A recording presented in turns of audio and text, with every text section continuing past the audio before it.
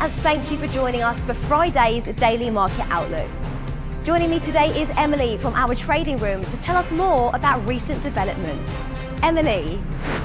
Gold prices fell, dipping below the $4,000 milestone breached for the first time in the previous session, as the dollar pushed higher and gold investors booked profits following a ceasefire deal between Israel and Hamas. US stocks ended in negative territory as investors, left with no economic data or any sentiment-swaying catalysts, took the opportunity to consolidate ahead of third-quarter earnings season. Cryptocurrency investment products reached a major milestone, with year-to-date inflows surpassing the total recorded in 2024. Global crypto ETPs have attracted $48.67 billion so far this year, exceeding the full-year total for 2024 in just 10 months.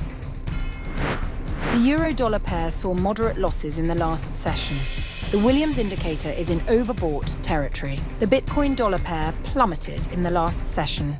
The ultimate oscillator is giving a negative signal. The sterling-dollar pair saw moderate losses in the last session. The ROC is giving a negative signal. The Aussie-dollar pair saw moderate losses in the last session. The stochastic indicator is giving a positive signal. With a full schedule ahead, the economic calendar features critical reports and updates, ranging from major announcements to moderate impact data.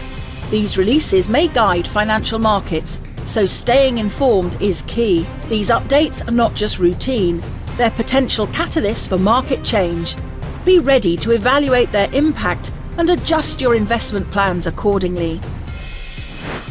We hope that you've enjoyed our Friday's Market Outlook. On behalf of all of us here, we wish you a productive trading day.